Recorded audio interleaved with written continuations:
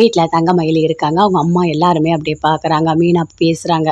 இங்கே பாருங்கள், தயவு செய்து இனிமேல் மாமாவை பற்றி நான் உங்ககிட்ட பேசவே மாட்டேன். அவர்கிட்ட போய் என்னை பற்றி பேசுங்க. நான் அந்த வீட்டில் போய் வாழணும் அப்படிலாம் ஒன்றுமே சொல்ல மாட்டேன் மீனா. இன்னையோட எல்லாத்தையும் நான் முடிச்சுக்கிறேன். என் குழந்தைய நான் சம்பாதிச்சு நல்லபடியாக அந்த உலகத்தில் வளர்ப்பேன். எப்படி இவ்வளோ தப்பாக இவ்வளோ மோசமாக அவரால் பேச முடிஞ்சதுன்னு எனக்கு தெரியவே இல்லை. இது வரைக்கும் ஏமாமா ஏமாமா நான் நினச்சிட்டு இருந்தேன். ஆனால் கடைசியில் என் மனசை ரொம்ப ரொம்ப கஷ்டப்படுத்திட்டாரு அப்படின்னு தங்கமயில் ரொம்ப ஃபீல் பண்ணி சொல்கிறாங்க. அவர் ஏதோ கோவத்தில் சொல்லியிருப்பாரு, எல்லாமே சரியாயிடும் அப்படின்னு மீனா சொல்கிறாங்க. மீனா என்னதான் கோவம் வந்தாலும் இவ்வளோ தப்பான வார்த்தையை விட முடியுமா? ஐயோ, நான்லாம் அவரை மன்னிக்கவே மாட்டேன்.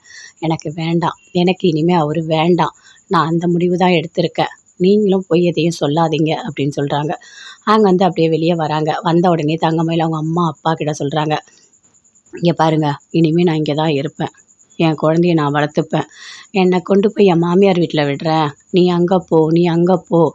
அது மட்டும் இல்லை, நான் போய் மாப்பிள்ளை கிட்ட பேசுகிறேன், அவனை சேர்த்து வைக்கிறேன்னு ஏதாவது ஒன்று பண்ணீங்க, என்ன பண்ணுவேனே தெரியாது.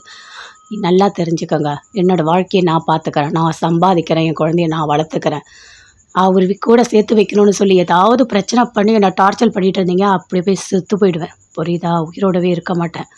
அவ்வளோதான் உங்களுக்கு. ஏன்டி இப்படி பேசுகிற? என்னடி இப்படி பேசிகிட்டு இருக்க? நீ உன்னோட புகுந்த வீட்டில் போய் வாழ்ந்தால் தானே நல்லாயிருக்கும். வாயை மூடுங்க. என்னோடய இஷ்டத்துக்கு என்னை விடுங்க. நான் என்ன நினைக்கிறனோ அதை தான் நான் செய்வேன். நீங்கள் என்ன நினைக்கிறீங்களோ அதை என்னால் செய்ய முடியாது அப்படின்னு தங்கமயில் சொல்கிறாங்க. என்னத்தை இப்படி பேசிகிட்டு இருக்கா மீனா அப்படின்னு அவங்க அம்மா கேட்குறாங்க. அப்படி தான் பேசுவேன், நான் அப்படி தான் பேசுவேன். இனிமே உங்கள் 2 பேர் பேச்சை நான் கேட்கவே மாட்டேன். உன் வாழ்க்கையை நான் காப்பாற்றுறேன், உன் புருஷனோட நான் சேர்த்து வைக்கிறேன்னு சொல்லிட்டு நீ என்னென்ன பண்ணியிருக்க தெரியுமா? மொத்தமாக என் குடும்பத்தோடு என்னை பிரிச்சுட்ட. அதை தான் நீ பார்த்துருக்க. அவங்கள கொண்டு போய் போலீஸ் ஸ்டேஷனில் வைக்கிறது, என்னென்ன பண்ணக்கூடாதோ எல்லாமே பண்ணி முடிச்சிட்ட. அதனால தான் அவருக்கு என் மேலே இவ்வளோ கோபம். நான் வந்து மாசமாக இருக்கேன்னு அவர்கிட்ட போய் சொல்லவே இல்லை. நான் சொல்ல போகிறதும் கிடையாது. நீ தேவையில்லாத பேசாத. ஏன் சொல்ல மாட்டேற அப்படின்னு அவங்க அம்மா கேட்குறாங்க. நான் சொல்ல முடியாது, எனக்கு இனிமேல் அவங்க வீடே வேண்டாம் அப்படின்னு சொல்லிட்டு தங்கமயில் சொல்கிறாங்க. என்னடி இப்படிலாம் பேசிகிட்டு இருக்க அப்படின்னு சொல்கிறாங்க. நான் அப்படி தான் பேசுவேன் மீனா, நான் போயிட்டு வரேன் அப்படின்னு தங்கமயில் அப்படியே உள்ள ரூம்குள்ளே போகிறாங்க. மீனா அப்படி நின்றுட்டே இருக்காங்க. நானும் கிளம்புறேன், எனக்கு வேலை இருக்குது அப்படின்னு மீனா போகிறாங்க. பின்னாடியே அப்படியே பாக்கியா ஓடி வராங்க. மீனா மீனா நில்லு மீனா, என்ன மீனா நடந்தது? ஏன் இவ போய் மாப்பிள்ளைகிட்ட எதுவுமே சொல்லலை? மாசமாக இருக்கன்னு ஏன் சொல்லலை அப்படின்னு பாக்கியா கேட்குறாங்க. உண்மையை சொல்லு அப்படின்னு சொல்லிட்டு, எனக்கு எதுவும் தெரியல அப்படின்னு மீனா சொல்கிறாங்க. மீனா, கண்டிப்பாக உனக்கு எல்லாமே தெரியும், சொல்லிட்டு போ. இல்லை, மாமா கிட்ட போய் இவங்க உண்மையை சொல்லியிருக்காங்க, ஆனால் அதுக்கு மாமா ரொம்ப மோசமாக திட்டியிருக்காரு அப்படின்னு சொல்கிறாங்க. என்ன சொன்னார்? வயிற்றில் வளர குழந்தைக்கு எனக்கு எந்த சம்மந்தமும் இல்லை அப்படின்னு சொல்லியிருக்காரு அப்படி மீனா சொல்கிறாங்க. ஐயோ, இப்படிலாம் பேசுவாங்களா என்ன? நான் விட மாட்டேன், போய் அவங்கள ஒரு வழி பண்ணிட்டு வரேன். அப்படிலாம் எதுவுமே பண்ணிடாதீங்க. அவங்களோட இஷ்டத்துக்கு அவங்கள விட்டுருங்க. அவங்க மனசால் ரொம்ப ரொம்ப ரொம்ப ரொம்ப கஷ்டத்தை அனுபவிச்சிட்ருக்காங்க. புரியுதா உங்களுக்கு? குழந்தைய அவங்க வளர்க்கணும்னு முடிவு பண்ணிட்டாங்க. அவங்க சம்பாதிக்கிறாங்க, அவங்க வளர்க்க போகிறாங்க. உங்களுக்கு என்ன பிரச்சனை? நீங்கள் எவ்வளோ கொடுமைப்படுத்துனீங்களா அவங்கள? தண்ட சோறு, நீ சும்மா இருக்க அப்படின்னு சொல்லிட்டு எவ்வளோ கொடுமைப்படுத்துனீங்க. பெத்த அம்மா அப்பா நீங்களே இவ்வளோ மோசமாக நடத்தும் போது புருஷன் அவர் பேச மாட்டாரா அப்படின்னு சொல்லிட்டு மீனா சொல்கிறாங்க. என்னதான் இருந்தாலும் அவர் பேசுறது தப்பு தான். இங்கே பாருங்கள், நடந்ததெல்லாம் நடந்துடுச்சு, அப்படியே விட்டுருங்க. நீங்கள் போய் மயிலக்காவை போட்டு டார்ச்சர் பண்ணிகிட்டு இருக்காதீங்க. நீ புருஷ வீட்டுக்கு போ அப்படிலாம் சொல்லி எந்த கொடுமையும் படுத்தாதீங்க. அவங்க போக்குலேயே விட்டுருங்க. அவங்க எந்த ஒரு முடிவு எடுத்தாலும் அவங்க கரெக்டாக தான் எடுத்திருக்காங்க. தேவையில்லாத அவங்கள போட்டு டார்ச்சர் பண்ணிகிட்டு இருக்காதீங்க அப்படின்னு மீனா சொல்கிறாங்க. என்ன மீனா இப்படி பேசுகிறேன் அப்படின்னு பாக்கியா சொல்கிறாங்க. நான் சொல்கிறதே கேளுங்க, அவங்கக்கிட்ட போகாதீங்க, கொஞ்ச நாள் அமைதியாக இருங்க, அடுத்தது என்ன நடக்கிறதுனா அப்புறம் யோசிச்சிக்கலாம் அப்படின்னு மீனா சொல்லிட்டு இருக்காங்க அவங்க அம்மா கிட்ட. பாக்கி அப்படி கோவமாக பார்க்குறாங்க. எனக்கு டைம் ஆச்சு, நான் போயிட்டு வரேன் அப்படின்னு மீனா அங்கேருந்து அப்படியே கிளம்பி போகிறாங்க. சரவணன் டென்ஷனாகவே போகிறாரு. அஞ்சலிக்கு ஃபோன் பண்ணுறாரு. அஞ்சலி, உங்ககிட்ட பேசணும் போல இருக்குது, நீ ஒரு இடத்துக்கு வா அப்படின்னு கூப்பிடுறாரு. அதே இடத்துக்கு அஞ்சலி வராங்க. என்ன சரவணா திடீர்னு ஃபோன் பண்ணி வான்னு சொல்கிற அப்படின்னு கேட்குறாங்க. அஞ்சலி, எனக்கு மனசே சரியில்லை, உன்னை பார்த்து பேசணும் போல இருந்தது, அதனால தான் நான் வர சொன்னேன் அப்படின்னு சரவணன் சொல்கிறாரு. சொல்லு சரவணா, என்ன அப்படின்னு கேட்குறாங்க. இல்லை, நான் வந்து இன்றைக்கி என் பொண்டாட்டியை பார்த்தேன், தங்கமயில பார்த்தேன். அவள் என்ன தெரியுமா சொன்னா? என்னங்க, நான் மாசமாக இருக்கேன், என் வயிற்றில் குழந்தை வளர்த்துன்னு சொன்னான். அப்படியா சரவணா, ரொம்ப சந்தோஷமான விஷயம் தானே, சூப்பர் அப்படின்னு சொல்கிறாங்க அஞ்சலி. ஐயோ அஞ்சலி, அதெல்லாம் ஒன்றும் இல்லை. நான் என்ன தெரியுமா சொன்னேன் அவகிட்ட, இங்கே பாரு, உன் வயிற்றில் வளர்கிற குழந்தைக்கும் எனக்கும் எந்த சம்மந்தமும் இல்லை, அந்த குழந்தைக்கு நான் அப்பாவே கிடையாது அப்படின்னு சொல்லிட்டேன். என்ன சரவணா இப்படி பேசிட்டு வந்திருக்க? நீ பேசுனது எவ்வளோ பெரிய தப்பு தெரியுமா?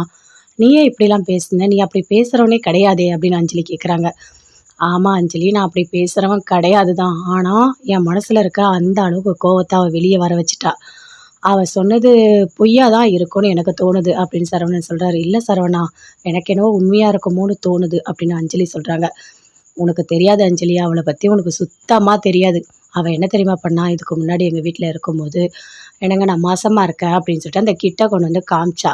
நானும் பார்த்தேன். ரொம்ப சந்தோஷப்பட்டேன். வீட்ல இருக்க எல்லாருமே அவள தாங்கு, தாங்கு, தாங்குன்னு தாங்குனாங்க தெரியுமா? கடைசியில போயிட்டு டாக்டர் கிட்ட செக் பண்ணா, அப்படி ஒரு விஷயமே இல்ல. அப்ப எப்படி இருக்கும் சொல்லு? அவ என் கூட சேர்ந்து வாழணுன்றதுக்காக அப்படி ஒரு பொய்ய சொன்னா. இப்ப அத தான் நெனச்சிருக்கா. அவரு ஒரு ஏமாளி. நம்ம அதே பொய்ய சொன்னா மறுபடியும் அவர் ஏத்துப்பாரு அப்படின்னு மனசுல வச்சுட்டு தான் வந்து பொய் சொல்லியிருக்கா. அப்படின்னு சரவணன் சொல்றாரு. அத கேட்டோனே அஞ்சலி சொல்றாங்க. சரவணா, ஒரு வேள உண்மையா இருந்தா, நீ ஏன் சரவணா அப்படி பேசின? நீ பேசுனது தப்பு தான் சரவணா அப்படின்னு அஞ்சலி சொல்றாங்க. ஆமா அஞ்சலி, எனக்கும் புரியுது. நான் ஏதோ கோவத்துல பேசிட்டேன். ஆனா, இப்ப யோசிச்சு பார்த்தா எனக்கும் கஷ்டமா தான் இருக்கு. நான் எதுக்காக இவ்ளோ மோசமா நடந்துக்கிட்டேன்னு எனக்கே தெரியல அஞ்சலி. அந்த அளவுக்கு அவ என்ன கோவப்படுத்துறா தெரியுமா? அவள பார்த்தாலே அப்படியே உள்ள இருக்க கோவம் எல்லாம் வெளிய தானா வருது. அவ பண்ணதெல்லாம் நியாயமா? நீயே சொல்லு. ஒரு அப்பாவா ஆகுறதுன்றது இந்த உலகத்துல எவ்ளோ பெரிய சந்தோஷமான விஷயம். அதையே என்ன முழுசா அவ அனுபவிக்க விடல தெரியுமா? அந்த அளவுக்கு அவ ஏமாத்துனா. ஒருத்தவங்க ஒரு வாட்டி ஏமாத்துனா, தொடர்ந்து அவங்க ஏமாத்துவாங்கன்ற எண்ணம் தான் அதிகமா வரும். வேற என்ன வரும்? அப்படின்னு சொல்லிட்டு சரவணன் கேட்குறாரு. சரவணா, நீ சொல்றதெல்லாம் ஓகே, கரெக்ட்டு தான். இருந்தாலும் அது உண்மையா பொய்யான்னு நமக்கு கன்ஃபார்ம் பண்ணணும். அதுக்கப்புறம் தான் நீ இப்படி பேசியிருக்கணும். சரி விடு, பேசிட்ட. இதுக்கப்புறம் எதுவும் அந்த மாரிலாம் எதுவுமே பேசாத அப்படின்னு அஞ்சலி சொல்றாங்க. சரி அஞ்சலி, நான் போயிட்டு வரேன் அப்படின்னு சரவணன் அங்கேருந்து அப்படியே கிளம்புறாரு. அஞ்சலி யோசிக்கிறாங்க. ஒரு வேளை தங்கமயில அவங்க உண்மையா மாசமா இருந்தா, கண்டிப்பா சரவணனையும் அந்த தங்கமயிலையும் சேர்த்து வைக்கணும் அப்படின்னு அஞ்சலி நினச்சுட்டு அங்கேருந்து அப்படியே போறாங்க. சரவணன் யோசிச்சுட்டே இருக்காரு. அவ மாசமா இருக்கான்னு சொன்னாலே அது உண்மையா பொய்யா? ஒண்ணுமே புரியலையே. நாம வேற கோவத்துல வார்த்தைய அதிகமா விட்டுட்டோம். அந்த மாரி பேசியிருக்க கூடாது தான். ஆனா பேசிட்டோமே அப்படின்னு சொல்லிட்டு சரவணன் ஒரு மாதிரி தங்கமயிலைய அப்படியே யோசிச்சுட்டு இருக்காரு. கடையில பாண்டியன் இருக்காரு. அப்படியே சரவணன பார்க்குறாரு. "என்ன சரவணா, ஏதாவது பிரச்சனையா? ஏன் ஒரு மாதிரி யோசிச்சுட்டே இருக்க?" அப்படின்னு கேட்குறாரு. "அப்பா அதெல்லாம் ஒண்ணும் இல்லப்பா. நெறைய டெலிவரிலாம் இருக்கு. அதெல்லாம் நான் எடுத்துட்டுருக்கேன்." அப்படின்னு சொல்றாரு. "சரி, இங்க டெலிவரி பண்ணணும், அங்க டெலிவரி பண்ணணும்." எல்லாமே சொல்றாரு. "சரிப்பா, நான் பண்ணிடுறேன்." அப்படின்னு சரவணன் சொல்றாரு. "சரவணா, கடைக்கு ஒரு ஆள் கண்டிப்பா வேணும் சரவணா. உன்னால ஒண்டியா பண்ண முடியாது. ரொம்ப நீ கஷ்டப்படுறத நான் பார்த்துட்டு தான் இருக்கேன்." அப்படின்னு சொல்றாரு. "நானும் கேட்டுக்கிட்டு தான்ப்பா இருக்கேன். ஆனா ஒரு நம்பிக்கையான ஆள் கிடைக்கணும்ப்பா. அப்பதான்ப்பா." அப்படின்னு சரவணன் சொல்றாரு. "சரி, நானும் இன்னொரு இடத்துல சொல்லி வைக்கிறேன். ஏதாவது ஒரு வகையில ஒருத்தவங்க கிடைச்சா நல்லா தானே இருக்கும். நீ கடையும் பார்த்துட்டு, டெலிவரியும் பார்த்துட்டு ரொம்ப கஷ்டம் சரவணா." அப்படின்னு சொல்றாரு. "பரவாயில்லப்பா, என்னால முடிஞ்ச வரைக்கும் நான் பார்த்துக்கிறேன். நீங்களும் ஆள் பாருங்க, நானும் ஆள் பார்க்குறேன். ஒரு வேளை வந்தா ஓகே தான்." அப்படின்னு சரவணன் சொல்றாரு. "சரிப்பா, அங்க போய் நான் டெலிவரி குடுத்துட்டு வரேன்." அப்படின்னு சொல்லிட்டு சரவணன் எல்லாத்தையும் எடுத்துட்டு அங்கேருந்து போறாரு. போகும்போது பயங்கரமா ஃபீல் பண்றாரு. நம்ம தங்கமயில தப்பா பேசிட்டோமோ! ஒண்ணுமே புரியலையே! ஏன் நமக்கு இப்படி இவ்ளோ கோவம் வருது? நான் இவ்ளோ கோவப்படுறவனே கிடையாதே! அப்படின்னு சொல்லிட்டு தங்கமயிலையே அப்படியே நெனச்சுக்கிட்டே அங்கேருந்து அப்படியே பைக்ல போயிட்டே இருக்காரு. பயங்கரமா ஃபீல் பண்றாரு. தங்கமயில் எப்பவும் போல வேலைக்கு போறாங்க, போயிட்டாங்க. எல்லாமே பண்ணிட்டுருக்காங்க. அந்த பாட்டி சொல்றாங்க, "என்னம்மா நீ மாசமா இருக்கியா?" அப்படின்னு கேட்குறாங்க. "ஆமா, நான் மாசமா தான் இருக்கேன். டாக்டர் கிட்ட போய் பார்த்துட்டேன்." அப்படின்னு எல்லாத்தையுமே தங்கமயில் சொல்றாங்க. "சரிம்மா, இந்த 3 மாசத்துக்கு ரொம்ப ஜாக்கிரதையா இருக்கணும் சரியா? வெயிட்டெல்லாம் தூக்காத. கொஞ்சம் பொறுமையா இரு, சந்தோஷமா இரு." அப்படின்னு பாட்டி சொல்றாங்க. "சரிங்க பாட்டி, நான் போய் சமையல் பண்ணிட்டு வரேன்." அப்படின்னு தங்கமயில் போயிட்டு சமையல் எல்லாமே பண்ணிட்டுருக்காங்க. பண்ணி முடிச்சிட்ட உடனே மீனாவோட ஃப்ரெண்டு வராங்க. "என்ன தங்கமயில், எல்லாம் முடிச்சிட்டியா?" அப்படின்னு கேட்குறாங்க. ஆமாக்கா, நான் வீட்டுக்கு கிளம்புறேன்." அப்படின்னு சொல்றாங்க. "இங்க பாரு தங்கமயில், நீ மாசமா இருக்கன்னு சொன்னாங்க. ரொம்ப, ரொம்ப, ரொம்ப சந்தோஷமா இருக்குமா. இங்க பாரு, ஒரு உயிர் இந்த உலகத்துக்கு வரப்போது. நீ ரொம்ப சந்தோஷமா இருக்கணும் சரியா? வெயிட்டெல்லாம் தூக்காத, கொஞ்சம் ஜாக்கிரதையா இரு." அப்படின்னு சொல்றாங்க. இதே தான் அம்மாவும் சொன்னாங்க அப்படின்னு தங்கமயில் சொல்றாங்க. "ம், சரி. நீ பார்த்து போயிட்டு வா சரியா?" அப்படின்னு சொல்றாங்க. "சரிக்கா, நான் போயிட்டு வரேன். பாட்டிக்கு தேவையான எல்லாமே நான் பண்ணி வச்சுட்டேன்." அப்படின்னு சொல்றாங்க. "அதெல்லாம் நீ சூப்பரா பார்த்துப்ப மயிலே. மயிலே, நீ கடைக்கு நாங்க குடுத்து வச்சிருக்கணும். எங்க மாமியார் நீ நல்லா பார்த்துக்கிறேன்னு எனக்கு தெரியும். ரொம்ப நல்லா பார்த்துக்கிற. சூப்பர்." அப்படின்னு சொல்றாங்க. "சரிக்கா, நான் போயிட்டு வரேன்." அப்படின்னு சொல்லிட்டு அங்கேருந்து அப்படியே போறாங்க. "தங்கமயில் ரொம்ப ரொம்ப நல்ல பொண்ணுல்ல? சூப்பர்." அப்படின்னு சொல்றாங்க. "ஆமாம்மா, ரொம்ப நல்லா பார்த்துக்கிறா. ஒரு ஒரு வேலையும் பார்த்து, பார்த்து, பார்த்து அவ்ளோ அழகா பண்றா." அப்படின்னு சொல்றாங்க. "ஆமா, ஆமா." அப்படின்னு சொல்லிட்டு 2 பேருமே சேர்ந்து சந்தோஷமா பேசிட்டு இருக்காங்க. ராஜி ரூம்ல இருக்காங்க. அங்கேருந்து கதிர் வராரு. வந்த உடனேயே அப்படியே உட்காந்துட்டு இருக்காரு. "என்ன கதிர், ரொம்ப டயர்டா இருக்கா? டிராவல்ஸ்ல நெறைய வேலையா?" அப்படின்னு கேட்குறாரு. "இல்ல ராஜி, ஒரு டிரைவர் வரல. நானே போயிட்டு பிக்கப் பண்ற மாதிரி இருந்தா தான் கொஞ்சம் டயர்டா இருக்கு. வேற ஒண்ணும் இல்ல." "சரி இரு வரேன்." அப்படின்னு போயிட்டு ஒரு காஃபி போட்டு கொண்டு வந்து குடுக்குறாங்க. குடிக்கிறாரு. "என்ன ராஜி, என் மேல உனக்கு இவ்ளோ பாசமா?" அப்படின்னு சொல்லிட்டு. "ஐயோ! அதெல்லாம் ஒண்ணும் இல்ல. நீ டயர்டா இருக்கல்ல, அதனால தான் நான் காஃபி குடுத்தேன்." அப்படின்னு சொல்றாங்க. அப்படியே பார்க்குறாரு. "நீ உண்மையிலேயே ரொம்ப அழகு ராஜி." அப்படின்னு சொல்றாரு. "ஆரம்பிச்சிட்டிங்களா? இங்க பாருங்க, நான் எப்பவுமே அழகு தான் சரியா?" அப்படின்னு சொல்றாங்க. கதிர் நீ கூட ரொம்ப அழகாக இருக்க கதிர். நான் இது வரைக்கும் சொல்லலை. ஏன் சொல்லலை தெரியுமா? உனக்கு திமிர் பிடிச்சிரும். அதனால தான் நான் சொல்லலை அப்படின்னு சொல்கிறாங்க. சரி சரி அப்படின்னு சொல்லிட்டு 2 பேருமே சேர்ந்து அப்படியே ரொமான்ஸாக பேசிகிட்டு இருக்காங்க. கோமதி வீட்டில் இருக்காங்க. அவங்க அம்மா கிட்ட பேசிகிட்டு இருக்காங்க. அம்மா இங்கே பாருமா, உனக்கு ஏதாவது பிடிச்சா என்கிட்ட தைரியமாக கேளுமா, நான் பண்ணி கொடுக்குறேன் அப்படின்னு சொல்கிறாங்க. கோமதி, நான் உங்ககிட்ட எத்தனையோ வாட்டி சொன்னேன், நான் வெளியாளு கிடையாது. நானும் இந்த வீட்டில் ஒருத்தி தான். நீ டெய்லி என்ன பண்ணுறியோ அதையே எனக்கு கொடு, நான் சாப்பிட்டுப்பேன். உனக்கு தெரியும்ல, நீ சூப்பராக எல்லாரையும் பார்த்து பார்த்தா நீ பண்ணுற. அது போதும், இதை விட என்ன வேணும் எனக்கு அப்படின்னு அப்போ தான் சொல்கிறாங்க. அங்கேருந்து அரசி, கதிர் எல்லாருமே வந்து பக்கத்தில் உட்காந்துக்கிறாங்க. அப்படியே சந்தோஷமாக பேசிகிட்டு இருக்காங்க. என்ன பார்த்தா உங்களுக்கு ரொம்ப கவனிப்பு பலமாக இருக்குது போல இருக்கே அப்படின்னு சொல்லிட்டு. ஆமாண்டா, உங்கள் அம்மா என்னை போட்டு படுத்தி எடுக்கிறா. உங்களுக்கு இது வேணுமா அது வேணுமா எனக்கு சாப்பிட கொடுத்துட்டே இருக்கா. எனக்கு சுகர் ஏதாவது வந்துட்டு அந்த வயசான காலத்தில் நான் என்ன பண்ணுவேன் அப்படின்னு சொல்கிறாங்க. ஆமாம் அப்பத்தா, நீ கவலையே படாத, நீ நல்லா சாப்பிடு. உனக்கு ஏதாவது பிரச்சனை உன்னை ஹாஸ்பிட்டலுக்கு நான் கூட்டிகிட்டு போகிறேன்னு சொன்னேன்ல அப்படின்னு கதிர் சொல்கிறாரு. டேய், நீ ஹாஸ்பிட்டலுக்கு கூப்பிட்டு போக இருக்குன்னு சொல்லிட்டு நான் இஷ்டத்துக்கு சாப்பிட முடியுமா அப்படின்னு அப்பத்தா சொல்கிறாங்க. அப்பத்தா, நான் உங்களை கோயிலுக்கு கூப்பிட்டு போகிறேன்னு சொன்னேன்ல, நாளைக்கு நம்ம கோயிலுக்கு போகலாமா அப்படின்னு அரசி சொல்கிறாங்க. சரிம்மா, நாளைக்கு போயிட்டு வரலாம் சரியா அப்படின்னு சொல்கிறாங்க. அங்கேருந்து அப்படி எல்லாருமே சேர்ந்து சந்தோஷமாக பேசிகிட்டு இருக்காங்க. அங்கேருந்து பழனி வராரு. என்ன குடும்பமே கலகலகலகலன்னு இருக்கீங்க போல இருக்கு, சந்தோஷமாக இருக்கீங்க அப்படின்னு சொல்லிட்டு.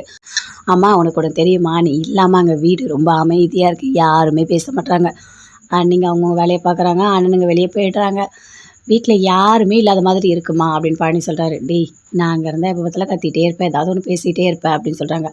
அதை தாம்மா நான் சொல்கிறேன். இப்போ பார்த்தியா இந்த வீடு ரொம்ப கலகலகலன்னு இருக்குது. ஏற்கனவே அக்கா சூப்பராக பேசும், கூட நீயும் சேர்ந்துட்டல்ல, நல்லா ஜாலியாக இருக்குமா அந்த வீடு அப்படின்னு பழனி சொல்கிறாரு. எனக்கு கூட அங்கே இருக்கவே பிடிக்கல, அதான் அடிக்கடிக்கு இங்கே ஓடி வந்துடுறேன் அப்படின்னு பழனி சொல்கிறாரு. சரிடா பழனி, இதை போய் அப்படியே அங்கே சொல்லாத, அங்கே இருக்கவங்களாம் ரொம்ப கோவப்பட போகிறாங்க. அப்பத்தான் போயிட்டாங்கன்னு சொல்லிட்டு குமாரி எல்லாருமே ரொம்ப வருத்தப்படுவாங்க. யாரையும் வருத்தப்பட விடாதடா அப்படின்னு அப்பத்தான் சொல்கிறாங்க. அம்மா, நான் அங்கே போய் எதுவும் சொல்லலை அத்தா, இங்கே வந்து தான் சொல்லிகிட்ருக்கேன். சரி, நான் போயிட்டு வரேன், எனக்கு வேலை இருக்குது. டேய், ஏதாவது சாப்பிட்டு போடா, நிறைய பண்ணியிருக்கா. என்ன இவ்வளோ பண்ணியிருக்கீங்களா? தோ வர வர வர அப்படின்னு பழனி சாப்பிட்றாரு. அக்கா எல்லாம் சூப்பராக டேஸ்ட்டாக இருக்குக்கா. யாருக்கு, அம்மாவுக்கு பண்ணியா அப்படின்னு கேட்குறாரு. ஆமாண்டா அப்படின்னு சொல்கிறாங்க. சரிக்கா, டெய்லி நான் இங்கே வந்து சாப்பிட்டு போகிறேன், எப்படியா இருந்தாலும் நீ விதவிதமாக பண்ணுவேன், அதெல்லாம் நான் சாப்பிட்டு பார்க்குறேன்க்கா அப்படின்னு சொல்கிறாரு.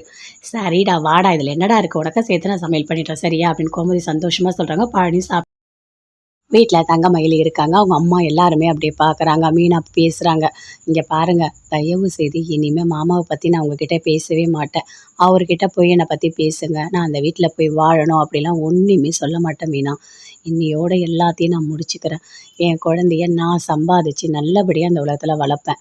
எப்படி இவ்வளோ தப்பாக இவ்வளோ மோசமாக அவரால் பேச முடிஞ்சதுன்னு எனக்கு தெரியவே இல்லை. இது வரைக்கும் ஏமாமா நான் நினச்சிட்டு இருந்தேன். ஆனால் கடைசியில் என் மனசை ரொம்ப ரொம்ப கஷ்டப்படுத்திட்டாரு அப்படின்னு தங்கமயில் ரொம்ப ஃபீல் பண்ணி சொல்கிறாங்க. அவர் ஏதோ கோவத்தில் சொல்லியிருப்பார், எல்லாமே சரியாயிடும் அப்படின்னு மீனா சொல்கிறாங்க. மீனா, என்னதான் கோவம் வந்தாலும் இவ்வளோ தப்பான வார்த்தையை விட முடியுமா? ஐயோ, நான்லாம் அவரை மன்னிக்கவே மாட்டேன். எனக்கு வேண்டாம், எனக்கு இனிமேல் அவர் வேண்டாம். நான் அந்த முடிவு தான் எடுத்திருக்கேன். நீங்களும் போய் எதையும் சொல்லாதீங்க அப்படின்னு சொல்கிறாங்க. அங்கே வந்து அப்படியே வெளியே வராங்க. வந்த உடனே தங்கமயில் அவங்க அம்மா அப்பா கிட்ட சொல்கிறாங்க. இங்கே பாருங்க, இனிமேல் நான் இங்கே தான் இருப்பேன். என் குழந்தைய நான் வளர்த்துப்பேன். என்னை கொண்டு போய் என் மாமியார் வீட்டில் விடுறேன், நீ அங்கே போ, நீ அங்கே போ. அது மட்டும் இல்லை, நான் போய் மாப்பிள்ளை கிட்ட பேசுகிறேன், அவனை சேர்த்து வைக்கிறேன்னு ஏதாவது ஒன்று பண்ணீங்க, என்ன பண்ணுவேனே தெரியாது. நல்லா தெரிஞ்சுக்கோங்க, என்னோடய வாழ்க்கையை நான் பார்த்துக்கிறேன், நான் சம்பாதிக்கிறேன், என் குழந்தைய நான் வளர்த்துக்கிறேன். அவர் கூட சேர்த்து வைக்கணும்னு சொல்லி ஏதாவது பிரச்சனை பண்ணி என்னை டார்ச்சர் பண்ணிகிட்டு இருந்தீங்க, அப்படி போய் செத்து போயிடுவேன். புரியுதா? உயிரோடவே இருக்க மாட்டேன். அவ்வளோதான் உங்களுக்கு. ஏன்டி இப்படி பேசுகிற? என்னடி இப்படி பேசிகிட்டு இருக்க? நீ உன்னோட புகுந்த வீட்டில் போய் வாழ்ந்தால் தானே நல்லாயிருக்கும். வாயை மூடுங்க, என்னோடய இஷ்டத்துக்கு என்னை விடுங்க. நான் என்ன நினைக்கிறேனோ அதை தான் நான் செய்வேன். நீங்கள் என்ன நினைக்கிறீங்களோ அதை என்னால் செய்ய முடியாது அப்படின்னு தங்கமயில் சொல்கிறாங்க. என்னத்தை இப்படி பேசிகிட்டு இருக்கா மீனா அப்படின்னு அவங்க அம்மா கேட்குறாங்க. அப்படி தான் பேசுவேன், நான் அப்படி தான் பேசுவேன். இனிமே உங்கள் 2 பேர் பேச்சை நான் கேட்கவே மாட்டேன். உன் வாழ்க்கையை நான் காப்பாற்றுறேன், உன் புருஷனோட நான் சேர்த்து வைக்கிறேன்னு சொல்லிட்டு நீ என்னென்ன பண்ணியிருக்க தெரியுமா? மொத்தமாக என் குடும்பத்தோடு என்னை பிரிச்சுட்ட. அதை தான் நீ பார்த்துருக்க. அவங்கள கொண்டு போய் போலீஸ் ஸ்டேஷனில் வைக்கிறது, என்னென்ன பண்ணக்கூடாதோ எல்லாமே பண்ணி முடிச்சிட்ட. அதனால தான் அவருக்கு என் மேலே இவ்வளோ கோபம். நான் வந்து மாசமாக இருக்கேன்னு அவர்கிட்ட போய் சொல்லவே இல்லை. நான் சொல்ல போகிறதும் கிடையாது. நீ தேவையில்லாத பேசாத. ஏன் சொல்ல மாட்டேற அப்படின்னு அவங்க அம்மா கேட்குறாங்க. நான் சொல்ல முடியாது, எனக்கு இனிமேல் அவங்க வீடே வேண்டாம் அப்படின்னு சொல்லிட்டு தங்கமயில் சொல்கிறாங்க. என்னடி இப்படிலாம் பேசிகிட்டு இருக்க அப்படின்னு சொல்கிறாங்க. நான் அப்படி தான் பேசுவேன் மீனா, நான் போயிட்டு வரேன் அப்படின்னு தங்கமயில் அப்படியே உள்ள ரூம்குள்ளே போகிறாங்க. மீனா அப்படி நின்றுட்டே இருக்காங்க. நானும் கிளம்புறேன், எனக்கு வேலை இருக்குது அப்படின்னு மீனா போகிறாங்க. பின்னாடியே அப்படியே பாக்கியா ஓடி வராங்க. மீனா மீனா நில்லு மீனா, என்ன மீனா நடந்தது? ஏன் இவ போய் மாப்பிள்ளைகிட்ட எதுவுமே சொல்லலை? மாசமாக இருக்க நீ ஏன் சொல்லலை அப்படின்னு பாக்கியா கேட்குறாங்க. உண்மையை சொல்லு அப்படின்னு சொல்லிட்டு, எனக்கு எதுவும் தெரியல அப்படின்னு மீனா சொல்கிறாங்க. மீனா கண்டிப்பாக உனக்கு எல்லாமே தெரியும், சொல்லிட்டு போ. இல்லை, மாமா கிட்ட போய் இவங்க உண்மையை சொல்லியிருக்காங்க, ஆனால் அதுக்கு மாமா ரொம்ப மோசமாக திட்டியிருக்காரு அப்படின்னு சொல்கிறாங்க. என்ன சொன்னார்? வயித்துல வளர குழந்தைக்கு எனக்கு எந்த சம்மந்தமும் இல்லை அப்படின்னு சொல்லியிருக்காரு அப்படி மீனா சொல்கிறாங்க. ஐயோ, இப்படிலாம் பேசுவாங்களா என்ன? நான் விட மாட்டேன், போய் அவங்கள ஒரு வழி பண்ணிட்டு வரேன். அப்படிலாம் எதுவுமே பண்ணிடாதீங்க, அவங்களோட இஷ்டத்துக்கு அவங்கள விட்டுருங்க. அவங்க மனசால் ரொம்ப ரொம்ப ரொம்ப ரொம்ப கஷ்டத்தை அனுபவிச்சிட்ருக்காங்க, புரியுதா உங்களுக்கு? குழந்தைய அவங்க வளர்க்கணும்னு முடிவு பண்ணிட்டாங்க, அவங்க சம்பாதிக்கிறாங்க, அவங்க வளர்க்க போகிறாங்க. உங்களுக்கு என்ன பிரச்சனை? நீங்கள் எவ்வளோ கொடுமைப்படுத்துனீங்க அவங்கள? தண்ட சோறு, நீ சும்மா இருக்க அப்படின்னு சொல்லிட்டு எவ்வளோ கொடுமைப்படுத்துனீங்க. பெத்த அம்மா அப்பா நீங்களே இவ்வளோ மோசமாக நடத்தும் போது புருஷன் அவர் பேச மாட்டாரா அப்படின்னு சொல்லிட்டு மீனா சொல்கிறாங்க. என்னதான் இருந்தாலும் அவர் பேசுனது தப்பு தான். இங்கே பாருங்கள், நடந்ததெல்லாம் நடந்துடுச்சு, அப்படியே விட்டுருங்க. நீங்கள் போய் மயிலக்காவை போட்டு டார்ச்சர் பண்ணிகிட்டு இருக்காதீங்க. நீ புருஷ வீட்டுக்கு போ அப்படிலாம் சொல்லி எந்த கொடுமையும் படுத்தாதீங்க. அவங்கள அவங்க போக்குலேயே விட்டுருங்க. அவங்க எந்த ஒரு முடிவு எடுத்தாலும் அவங்க கரெக்டாக தான் எடுத்திருக்காங்க. தேவையில்லாத அவங்கள போட்டு டார்ச்சர் பண்ணிகிட்டு இருக்காதீங்க அப்படின்னு மீனா சொல்கிறாங்க. என்ன மீனா இப்படி பேசுகிறேன் அப்படின்னு பாக்கியா சொல்கிறாங்க. நான் சொல்கிறதே கேளுங்க, அவங்கக்கிட்ட போகாதீங்க, கொஞ்ச நாள் அமைதியாக இருங்க, அடுத்தது என்ன நடக்கிறதுனா அப்புறம் யோசிச்சிக்கலாம் அப்படின்னு மீனா சொல்லிகிட்ருக்காங்க அவங்க அம்மா கிட்ட. பாக்கி அப்படி கோவமாக பார்க்குறாங்க. எனக்கு டைம் ஆச்சு, நான் போயிட்டு வரேன் அப்படின்னு மீனா அங்கேருந்து அப்படியே கிளம்பி போகிறாங்க. சரவணன் டென்ஷனாகவே போகிறாரு. அஞ்சலிக்கு ஃபோன் பண்ணுறாரு. அஞ்சலி, உங்ககிட்ட பேசணும் போல இருக்குது, நீ ஒரு இடத்துக்கு வா அப்படின்னு கூப்பிடுறாரு. அதே இடத்துக்கு அஞ்சலி வராங்க. என்ன சரவணா திடீர்னு ஃபோன் பண்ணி வான்னு சொல்கிற அப்படின்னு கேட்குறாங்க. அஞ்சலி, எனக்கு மனசே சரியில்லை, உன்னை பார்த்து பேசணும் போல இருந்தது, அதனால தான் நான் வர சொன்னேன் அப்படின்னு சரவணன் சொல்கிறாரு. சொல்லு சரவணா, என்ன அப்படின்னு கேட்குறாங்க. இல்லை, நான் இன்றைக்கி என் பொண்டாட்டியை பார்த்தேன், தங்கமயில பார்த்தேன். அவள் என்ன தெரியுமா சொன்னா? என்னங்க, நான் மாசமாக இருக்கேன், என் வயிற்றில் குழந்தை வளர்றதுன்னு சொன்னான். அப்படியா சரவணா, ரொம்ப சந்தோஷமான விஷயம் தானே, சூப்பர் அப்படின்னு சொல்கிறாங்க அஞ்சலி. ஐயோ அஞ்சலி, அதெல்லாம் ஒன்றும் இல்லை. நான் என்ன தெரியுமா சொன்னேன் அவகிட்ட, இங்கே பாரு, உன் வயிற்றில் வளர்கிற குழந்தைக்கும் எனக்கும் எந்த சம்மந்தமும் இல்லை, அந்த குழந்தைக்கு நான் அப்பாவே கிடையாது அப்படின்னு சொல்லிட்டேன். என்ன சரவணா இப்படி பேசிட்டு வந்திருக்க? நீ பேசுனது எவ்வளோ பெரிய தப்பு தெரியுமா? நீயே இப்படிலாம் பேசுன? நீ அப்படி பேசுகிறவனே கிடையாதே அப்படின்னு அஞ்சலி கேட்குறாங்க. ஆமாம் அஞ்சலி, நான் அப்படி பேசுகிறவன் கிடையாது தான். ஆனால் என் மனசில் இருக்க அந்த அளவுக்கு கோவத்தை அவள் வெளியே வர வச்சுட்டா. அவள் சொன்னது பொய்யா தான் இருக்கும்னு எனக்கு தோணுது அப்படின்னு சரவணன் சொல்கிறாரு. இல்லை சரவணா, எனக்கு என்னவோ உண்மையாக இருக்குமோன்னு தோணுது அப்படின்னு அஞ்சலி சொல்கிறாங்க. உனக்கு தெரியாது அஞ்சலி, அவளை பற்றி உனக்கு சுத்தமாக தெரியாது. அவள் என்ன தெரியுமா பண்ணா? இதுக்கு முன்னாடி எங்கள் வீட்டில் இருக்கும்போது, என்னங்க நான் மாசமாக இருக்கேன் அப்படின்னு சொல்லிட்டு அந்த கிட்ட கொண்டு வந்து காமிச்சா. நானும் பார்த்தேன், ரொம்ப சந்தோஷப்பட்டேன். வீட்டில் இருக்க எல்லாருமே அவளை தாங்கு தாங்கு தாங்குன்னு தாங்குனாங்க தெரியுமா? கடைசியில் போயிட்டு டாக்டர்கிட்ட செக் பண்ணால் அப்படி ஒரு விஷயமே இல்லை. அப்போ எப்படி இருக்கும் சொல்லு? அவள் என் கூட சேர்ந்து வாழணுன்றதுக்காக அப்படி ஒரு பொய்யை சொன்னான். இப்போ அதை தான் நினச்சிருக்கா, அவர் ஒரு ஏமாளி, நம்ம அதே பொய்யை சொன்னால் மறுபடியும் அவர் ஏற்றுப்பார் அப்படின்னு மனசில் வச்சுட்டு தான் பொய் சொல்லியிருக்கா அப்படின்னு சரவணன் சொல்கிறாரு. அதை கேட்டோடனே அஞ்சலி சொல்கிறாங்க. சரவணா, ஒரு வேளை உண்மையாக இருந்தால் நீ ஏன் சரவணா அப்படி பேசின? நீ பேசுனது தப்பு தான் சரவணா அப்படின்னு அஞ்சலி சொல்கிறாங்க. ஆமாம் அஞ்சலி, எனக்கும் புரியுது, நான் ஏதோ கோவத்தில் பேசிட்டேன், ஆனால் இப்போ யோசிச்சு பார்த்தா எனக்கும் கஷ்டமாக தான் இருக்குது. நான் எதுக்காக இவ்வளோ மோசமாக நடந்துக்கிட்டேன்னு எனக்கே தெரியல அஞ்சலி. அந்த அளவுக்கு அவள் என்னை கோவப்படுத்துகிறா தெரியுமா? அவளை பார்த்தாலே அப்படியே உள்ளே இருக்க கோவம் எல்லாம் வெளியே தானாக வருது. அவள் பண்ணதெல்லாம் நியாயமா? நீயே சொல்லு. ஒரு அப்பாவாகிறதுன்றது இந்த உலகத்தில் எவ்வளோ பெரிய சந்தோஷமான விஷயம். அதையே என்னை முழுசாக அவள் அனுபவிக்க விடலை தெரியுமா? அந்த அளவுக்கு அவள் ஏமாத்தினான். ஒருத்தவங்க ஒரு வாட்டி ஏமாத்தினா தொடர்ந்து அவங்க ஏமாற்றுவாங்கன்ற எண்ணம் தான் அதிகமாக வரும். வேறு என்ன வரும் அப்படின்னு சொல்லிட்டு சரவணன் கேட்குறாரு. சரவணா, நீ சொல்கிறதெல்லாம் ஓகே, கரெக்டு தான். இருந்தாலும் அது உண்மையாக பொய்யா நமக்கு கன்ஃபார்ம் பண்ணணும். அதுக்கப்புறம் தான் நீ இப்படி பேசியிருக்கணும். சரி விடு, பேசிட்டேன், இதுக்கப்புறம் எதுவும் அந்த மாதிரிலாம் எதுவுமே பேசாத அப்படின்னு அஞ்சலி சொல்கிறாங்க. சரி அஞ்சலி, நான் போயிட்டு வரேன் அப்படின்னு சரவணன் நாங்கள் அப்படியே கிளம்புறாரு.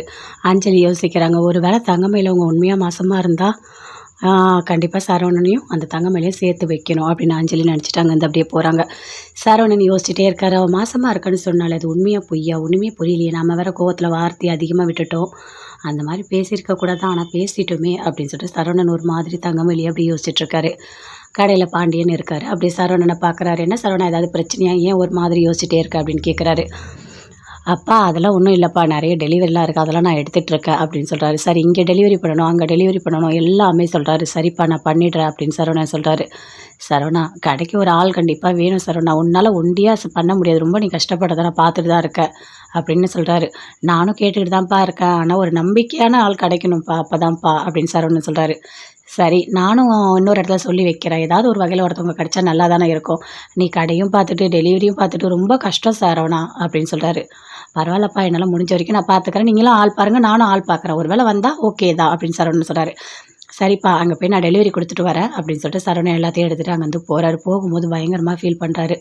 நம்ம தங்கமயில தப்பாக பேசிட்டோமோ, ஒன்றுமே புரியலையே, ஏன் நமக்கு இப்படி இவ்வளோ கோவம் வருது, நான் இவ்வளோ கோவப்படுறவனே கிடையாதே அப்படின்னு சொல்லிட்டு தங்கமயிலையே அப்படின்னு நினச்சிக்கிட்டே அங்கேருந்து அப்படியே பைக்கில் போயிட்டே இருக்காரு. பயங்கரமாக ஃபீல் பண்ணுறாரு. தங்கமயில் எப்பவும் போல் வேலைக்கு போகிறாங்க, போயிட்டாங்க, எல்லாமே பண்ணிகிட்ருக்காங்க. அந்த பாட்டி சொல்கிறாங்க, என்னம்மா நீ மாசமாக இருக்கியா அப்படின்னு கேட்குறாங்க. ஆமாம் நான் மாசமாக தான் இருக்கேன், டாக்டர்கிட்ட போய் பார்த்துட்டேன் அப்படின்னு எல்லாத்தையுமே தங்கமயில் சொல்கிறாங்க. சரிம்மா, இந்த 3 மாதத்துக்கு ரொம்ப ஜாக்கிரதையாக இருக்கணும் சரியா, வெயிட்டெல்லாம் தூக்காத, கொஞ்சம் பொறுமையாக இரு, சந்தோஷமாக இரு அப்படின்னு பாட்டி சொல்கிறாங்க. சரிங்க பாட்டி, நான் போய் சமையல் பண்ணிட்டு வரேன் அப்படின்னு தங்கமயில் போய்ட்டு சமையல் எல்லாமே பண்ணிகிட்ருக்காங்க. பண்ணி முடிச்சிட்டோடனே மீனாவோட ஃப்ரெண்டு வராங்க. என்ன தங்கமயில் எல்லாம் முடிச்சிட்டியா அப்படின்னு கேட்குறாங்க. ஆமாக்கா நான் வீட்டுக்கு கிளம்புறேன் அப்படின்னு சொல்கிறாங்க. இங்கே பாரு தங்கமயில், நீ மாசமாக இருக்கன்னு சொன்னாங்க, ரொம்ப ரொம்ப ரொம்ப சந்தோஷமாக இருக்குமா. இங்கே பாரு, ஒரு உயிர் இந்த உலகத்துக்கு வரப்போகுது, நீ ரொம்ப சந்தோஷமாக இருக்கணும் சரியா, வெயிட்டெல்லாம் தூக்காத, கொஞ்சம் ஜாக்கிரதையாக இரு அப்படின்னு சொல்கிறாங்க. இதே தான் அம்மாவும் சொன்னாங்க அப்படின்னு தங்கமயில் சொல்கிறாங்க. சரி நீ பார்த்து போயிட்டு வா சரியா அப்படின்னு சொல்கிறாங்க. சரிக்கா நான் போயிட்டு வரேன், பாட்டிக்கு தேவையான எல்லாமே நான் பண்ணி வச்சுட்டேன் அப்படின்னு சொல்கிறாங்க. அதெல்லாம் நீ சூப்பராக பார்த்துப்ப மயிலே, நீ கடைக்கு நாங்கள் கொடுத்து வச்சுருக்கணும், எங்கள் மாமியார் நீ நல்லா பார்த்துக்கிறேன்னு எனக்கு தெரியும், ரொம்ப நல்லா பார்த்துக்கிறேன், சூப்பர் அப்படின்னு சொல்கிறாங்க. சரிக்கா நான் போயிட்டு வரேன் அப்படின்னு சொல்லிட்டு அங்கே வந்து அப்படியே போகிறாங்க. தங்கமயில் ரொம்ப ரொம்ப நல்ல பொண்ணு இல்லை, சூப்பர் அப்படின்னு சொல்கிறாங்க. ஆமாம்மா ரொம்ப நல்லா பார்த்துக்கிறா, ஒரு வேலையும் பார்த்து பார்த்து பார்த்து அவ்வளோ அழகாக பண்ணுறா அப்படின்னு சொல்கிறாங்க. ஆமாம் ஆமாம் அப்படின்னு சொல்லிட்டு 2 பேருமே சேர்ந்து சந்தோஷமாக பேசிகிட்டு இருக்காங்க. ராஜி ரூமில் இருக்காங்க. அங்கேருந்து கதிர் வராரு. வந்த உடனே அப்படியே உட்காந்துட்டு இருக்காரு. என்ன கதிர் ரொம்ப டயர்டாக இருக்கா, ட்ராவல்ஸில் நிறைய வேலையா அப்படின்னு கேட்குறாரு. இல்லை ராஜி, ஒரு டிரைவர் வரல, நானே போயிட்டு பிக்கப் பண்ணுற மாதிரி இருந்தால் தான் கொஞ்சம் டயர்டாக இருக்குது, வேறு ஒன்றும் இல்லை. சரி இரு வரேன் அப்படின்னு போயிட்டு ஒரு காஃபி போட்டு கொண்டு வந்து கொடுக்குறாங்க, குடிக்கிறாரு. என்ன ராஜி, என் மேலே உனக்கு இவ்வளோ பாசமா அப்படின்னு சொல்லிட்டு. ஐயோ அதெல்லாம் ஒன்றும் இல்லை, நீ டயர்டாக இருக்கல்ல அதனால தான் நான் காஃபி கொடுத்தேன் அப்படின்னு சொல்கிறாங்க. அப்படியே பார்க்குறாரு. நீ உண்மையிலேயே ரொம்ப அழகு ராஜி அப்படின்னு சொல்கிறாரு. ஆரம்பிச்சிட்டிங்களா, இங்கே பாருங்க நான் எப்போவுமே அழகுதான் சரியா அப்படின்னு சொல்கிறாங்க. கதிர் நீ கூட ரொம்ப அழகாக இருக்க கதிர், நான் இது வரைக்கும் சொல்லலை, ஏன் சொல்லலை தெரியுமா, உனக்கு திமிர் பிடிச்சிரும், அதனால தான் நான் சொல்லலை அப்படின்னு சொல்கிறாங்க. சரி சரி அப்படின்னு சொல்லிட்டு 2 பேருமே சேர்ந்து அப்படியே ரொமான்ஸாக பேசிகிட்டு இருக்காங்க. கோமதி வீட்டில் இருக்காங்க, அவங்க அம்மா கிட்ட பேசிகிட்டு இருக்காங்க. அம்மா இங்கே பாருமா, உனக்கு ஏதாவது பிடிச்சா என்கிட்ட தைரியமாக கேளுமா, நான் பண்ணி கொடுக்குறேன் அப்படின்னு சொல்கிறாங்க.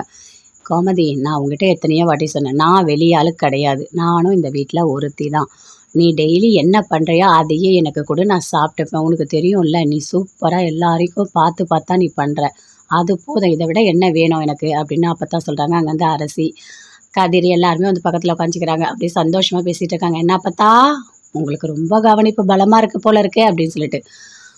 ஆமாண்டா, உங்கள் அம்மா என்னை போட்டு படுத்தி எடுக்கிறா, உங்களுக்கு இது வேணுமா அது வேணுமா, எனக்கு சாப்பிட கொடுத்துட்டே இருக்கா, எனக்கு சுகர் ஏதாவது வந்துட்டு அந்த வயசான காலத்தில் நான் என்ன பண்ணுவேன் அப்படின்னு சொல்கிறாங்க. ஆமாம் அப்பத்தா, நீ கவலையே படாத, நீ நல்லா சாப்பிடு, உனக்கு ஏதாவது பிரச்சனை உன்னை ஹாஸ்பிட்டலுக்கு நான் கூட்டிகிட்டு போகிறேன்னு சொன்னேன்ல அப்படின்னு கதிர் சொல்கிறாரு. டேய் நீ ஹாஸ்பிட்டலுக்கு கூப்பிட்டு போக இருக்குன்னு சொல்லிட்டு நான் இஷ்டத்துக்கு சாப்பிட முடியுமா அப்படின்னு அப்பத்தா சொல்கிறாங்க. அப்பத்தா, நான் உங்களை கோயிலுக்கு கூப்பிட்டு போகிறேன்னு சொன்னேன்ல, நாளைக்கு நம்ம கோயிலுக்கு போகலாமா அப்படின்னு அரசி சொல்கிறாங்க. சரிம்மா நாளைக்கு போயிட்டு வரலாம் சரியா அப்படின்னு சொல்கிறாங்க. அங்கேருந்து அப்படியே எல்லாருமே சேர்ந்து சந்தோஷமாக பேசிகிட்டு இருக்காங்க. அங்கேருந்து பழனி வராரு. என்ன குடும்பமே கலகலகலகலன்னு இருக்கீங்க போல இருக்கு, சந்தோஷமாக இருக்கீங்க அப்படின்னு சொல்லிட்டு.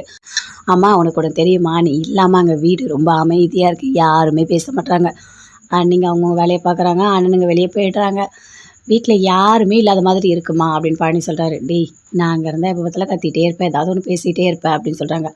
அதை தாம்மா நான் சொல்கிறேன், இப்போ பார்த்தியா இந்த வீடு ரொம்ப கலகலகலன்னு இருக்குது, ஏற்கனவே அக்கா சூப்பராக பேசும், கூட நீயும் சேர்ந்துட்டல்ல, நல்லா ஜாலியாக இருக்குமா அந்த வீடு அப்படின்னு பழனி சொல்கிறாரு.